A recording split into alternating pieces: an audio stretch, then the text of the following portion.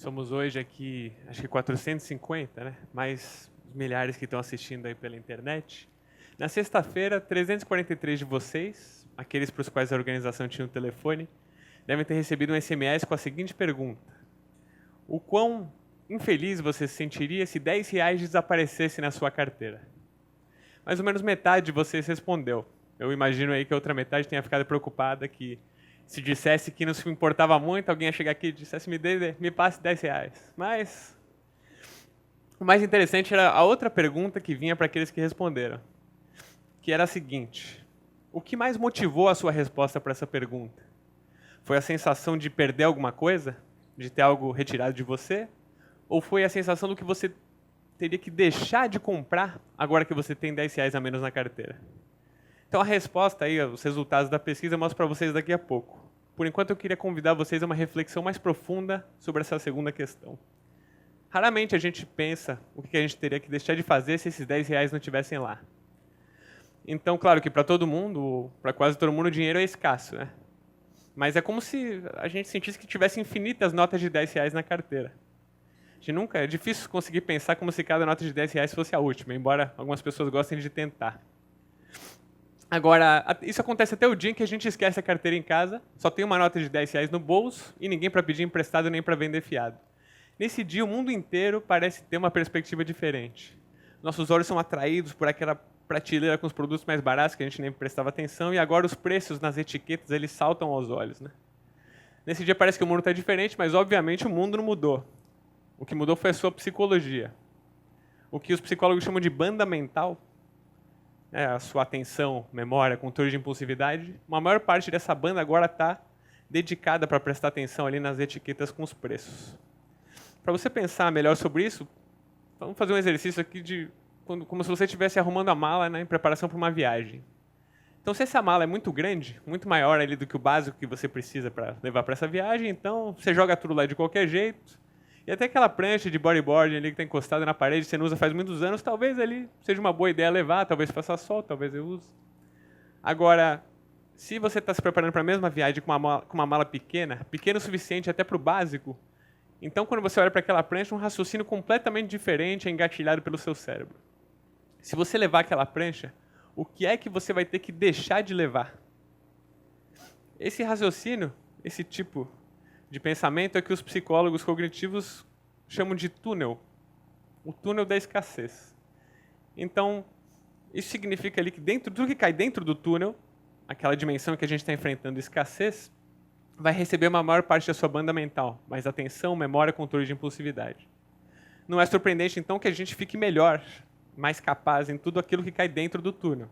Então, o indivíduo que é pobre, por exemplo, na série do supermercado tem pesquisas que mostram que o pobre sabe muito melhor o preço da pasta de dente que ele acabou de comprar no supermercado do que o rico. Porque cada real a mais gasto significa o que ele teria que deixar de comprar. Isso não se restringe somente à renda. Isso se aplica a várias dimensões da vida. Então, o indivíduo que ele é muito ocupado, enfrenta uma escassez de tempo. Ele tende a saber melhor a duração de cada compromisso no seu dia. Isso cai dentro do túnel. Cada minuto a mais, cada compromisso a mais que ele incorpora na agenda significa um compromisso que vai ter que ser deixado para amanhã. É o túnel da escassez de tempo. O indivíduo que está fazendo dieta enfrenta escassez de calorias. Ele tende a saber melhor o teor calórico de cada item do seu consumo diário. Porque para cada caloria a mais consumida significa algo que vai ter que ser deixado de ser consumido na próxima refeição. É o túnel da escassez de calorias. Isso se estende até a dimensões bem surpreendentes. Então, indivíduos solitários, que são aqueles que têm escassez de relações sociais, em experimentos de laboratório, se mostrou que eles são significativamente melhores em reconhecer expressões faciais humanas, né, em teste de laboratório. Talvez porque qualquer expressão mal interpretada pudesse acentuar a sua condição de escassez social.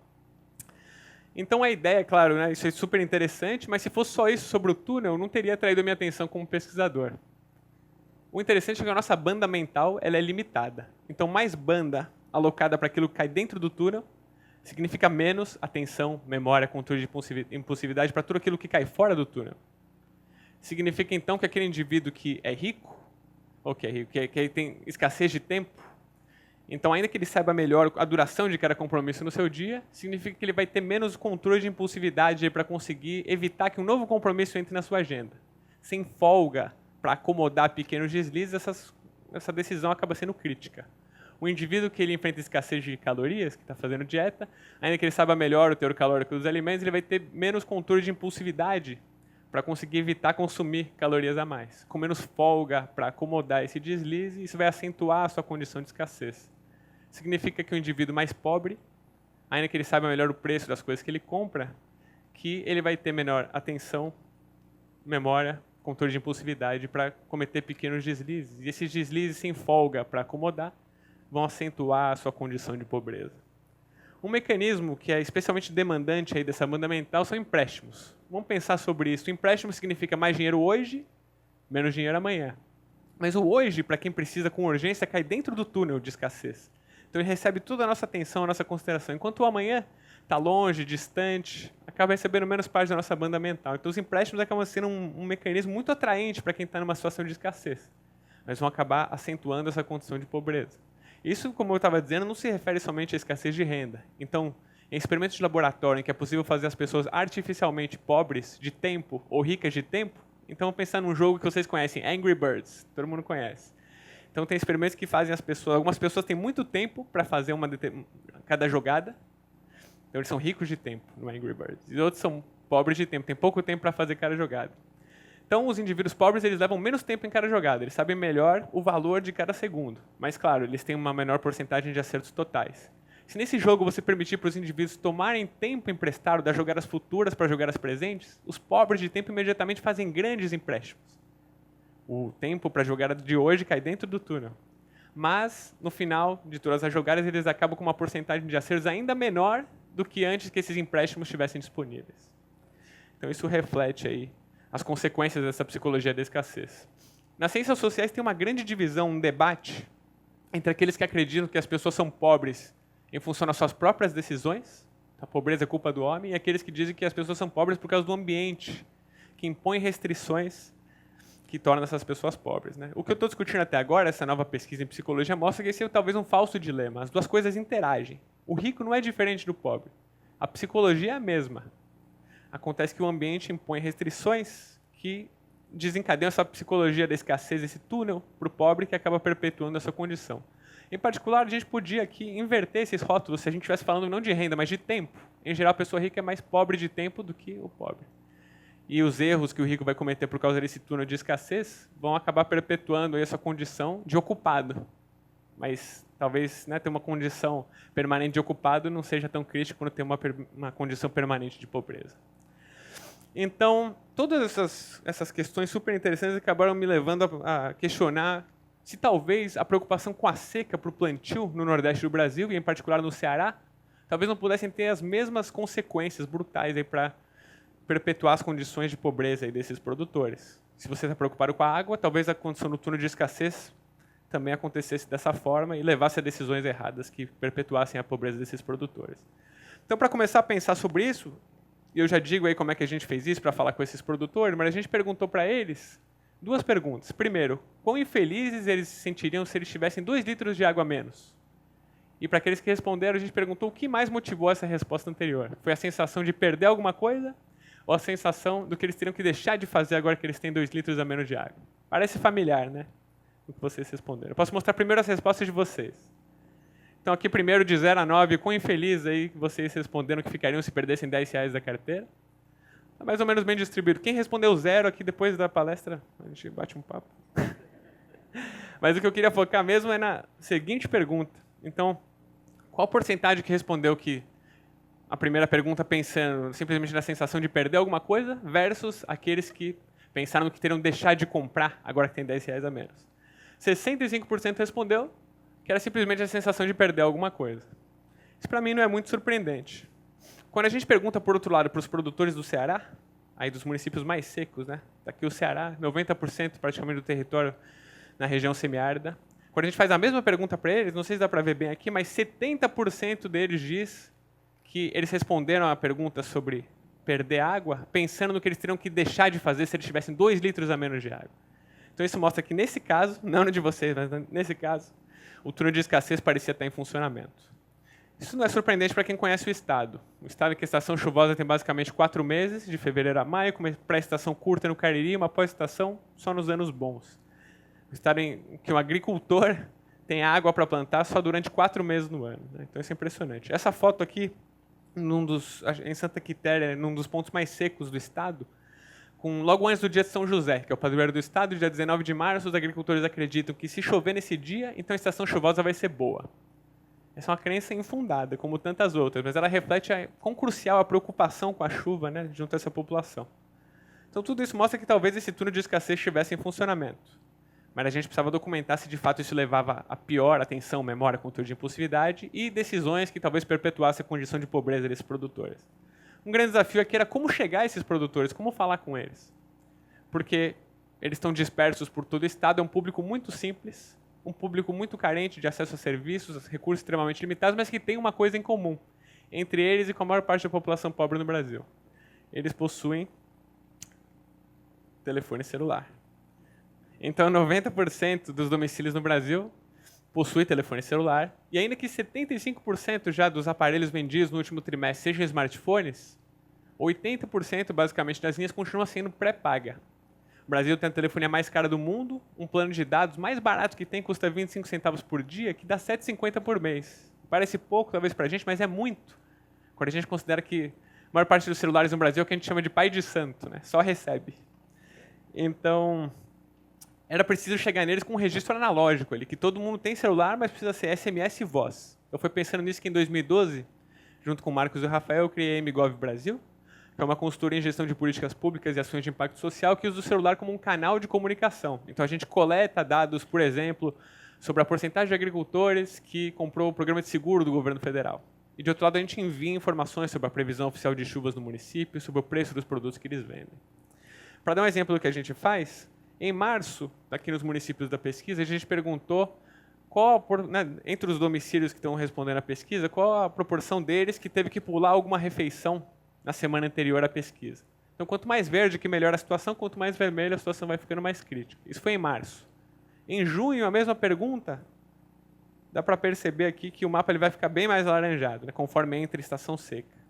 Isso coincide com as áreas de perda de safra, que eu estou mostrando achurado. Então, isso mostra um pouco do potencial da ferramenta de conseguir agregar informação dispersa, mas que ela é importantíssima para conseguir dar resposta de políticas públicas imediatas, e consigam responder, né, com agilidade às necessidades dos produtores. Bem, enfim, fechando esse parênteses, vamos voltar aqui para a questão de se a seca afeta ou não, usando esse mecanismo do telefone, pensar se a seca afeta ou não a capacidade cognitiva dos produtores.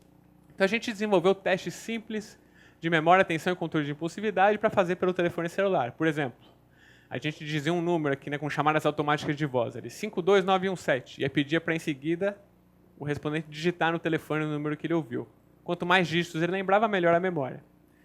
De atenção, a gente dizia um número repetido várias vezes, 44444. Quantas vezes você ouviu o número 4? Dá muita vontade de apertar 4, mas a resposta não é essa. Então esses testes a gente fez pelo telefone para identificar a palavra água no meio de uma sequência de palavras distorcidas. Se ele ouvir a palavra água, aperta 1, se não, aperta 0. Então, testes muito simples, mas para conseguir entender se a seca tinha esse efeito, né, em capacidade cognitiva. Agora, tem um desafio muito grande quando a gente vai fazer isso, que se a gente simplesmente comparar as respostas dos agricultores dos municípios mais secos com aquela dos agricultores nos menos secos, a gente vai estar capturando o efeito da seca? Ou será que é o efeito de tantas outras coisas que são diferentes entre os municípios? A pobreza, o acesso aos serviços, a educação, coisas diferentes. Então, para realmente conseguir isolar o efeito da seca de outras coisas, a gente precisava fazer como se fosse no laboratório, né? Simular a psicologia da escassez. A maneira que a gente encontrou de fazer isso foi simplesmente enviar por SMS para 50% dos produtores, então a gente sorteou para 50% em março, a gente divulgou a previsão oficial da FUNSEMI de chuvas. Então, para uma parte, a gente dizia que a previsão ia ser normal, naquela região que a FUNSEMI previu que era normal, e para outra região a gente dizia que ela ia ser abaixo do normal, para metade dos produtores. Outra metade recebia uma mensagem neutra. Comparando aqueles que receberam a mensagem falando que a estação seria seca versus aqueles que receberam uma mensagem neutra naquela mesma região, a gente achou que aqueles que estavam mais preocupados com a seca tinham realmente pior atenção, pior memória, pior controle de impulsividade, mas eram melhores em encontrar a palavra água no meio daquelas palavras distorcidas. Isso é exatamente o que aquela psicologia da escassez, né, do túnel, diria que iria acontecer. Mas a pergunta talvez mais interessante é se isso de fato ia se refletir em decisões piores que pudessem perpetuar a sua condição de escassez. Para testar isso, a gente enviou agora em junho os preços do milho e do feijão que são duas culturas que todo produtor praticamente planta aqui no sertão do Ceará. E depois, mais uma vez, né, simulando a psicologia da escassez, a gente testou se aqueles mais preocupados com a seca lembravam melhor ou pior do preço dos produtos que a gente enviou. E, de fato, os produtores mais preocupados com a seca, eles lembravam muito menos do preço que a gente tinha acabado de enviar por SMS. Mais do que isso, eles tinham uma tendência a achar que o preço era alto demais. Se esse mesmo mecanismo mental acontece na hora que eles estão aprendendo sobre que preços vão ter ali 3 meses à frente, ou se vai ser chuvoso ou não, na hora que eles estão decidindo quanto plantar, a gente estima que isso pode estar associado a perdas enormes ali de até 50% do potencial de renda com uma determinada safra. Só esse mecanismo psicológico. Então isso é uma coisa realmente crítica. A grande pergunta é e agora? Porque, segundo os estudos da literatura, essa psicologia ela é impossível de mudar, ela faz parte do ser humano. Então não é uma questão simplesmente de querer mudar a psicologia. O que a literatura mostra de outro lado é que é possível adaptar o ambiente a essa psicologia.